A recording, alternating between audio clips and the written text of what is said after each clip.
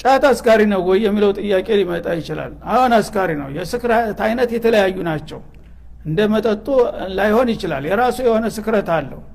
እና አንድ ጊዜ እዛው አዲስ አበባ ያጋጠመን ነገር አለ። ጀማዓዎች አሉ እሁድ ያው ዑጥላ ስለሆነ ያው ይሰበሰቡና አንድ ቀን አንዱ ቤት እንደ ማህበር ይቅማሉ። በሚቅሙ ጊዜ አንዴ እስቲ አንዳንድ ነገር ትመክረናለህ ብሎ ወሰደኝ። አንደኛው ትንሽ ያለ ዲን ግንዛቤ ያለውና እዛ ሲቅሙ ስለ ጫት ተነሳ። ጫት ጠቃሚ ነው ጎጅ ነው ምናምን የራሳቸው ራእያቸውን ይሰጡ ጀመር ማለት ነው። እና አንተስ ምን ትላለህ አሉኝ። አይኔማ መጀመሪያ አስካሪ ነው አይደለም የሚለውን ማወቅ ፈልጋለሁ። እንዴት ታውታላችሁ? አስካሪ ነው አይደለም ሲል ለሁለት ተገመሱ። ኩሎች አስካሪ አይደለም አሉ፣ ኩሎች አስካሪ ነው አሉ። አንዱ እኔ ማስረጃ አለኝ አስካሪ ነው አለ።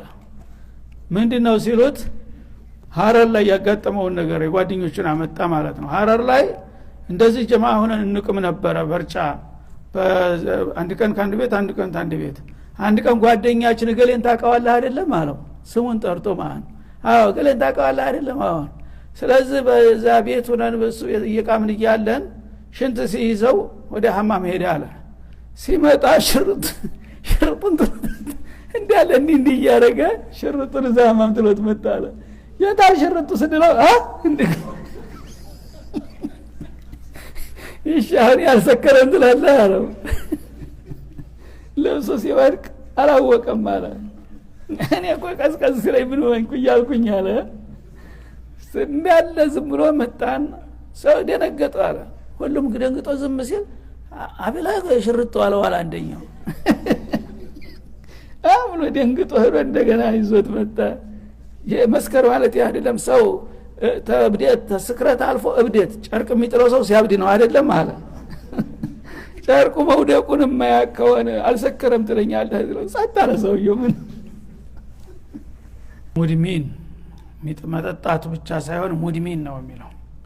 ሙድሚን ማለት ሁሉ ጊዜ ልማድ ያደረገ ሰከራም ሁሉ ጊዜ ካልሰከረም አይኖር ሰው አለ እና ሱሰኛ ማለት ነው። የዛ አይነት እንግዲህ ለምን ይሄን ነገር አታውም ብትለው እኔ ህይወት የለኝም ያለሱ ይላል በቀጥታ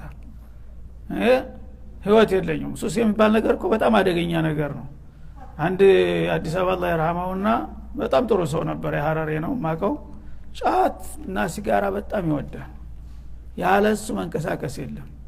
እና ምን ነው አንተ እንደው ጥሩ ሰው ነህ ዲን ተወዳለህ ይሄን ነገር ቢቀርብህ ምናምን ሲሉት ይሄንማ ከናንተ የበለጠ ጉዳቱን ያውቃለሁ አለ። እናንተ ምን ታውቃላችሁ ነዘርየን ሲሉ ሰምታችሁ ነው አለ።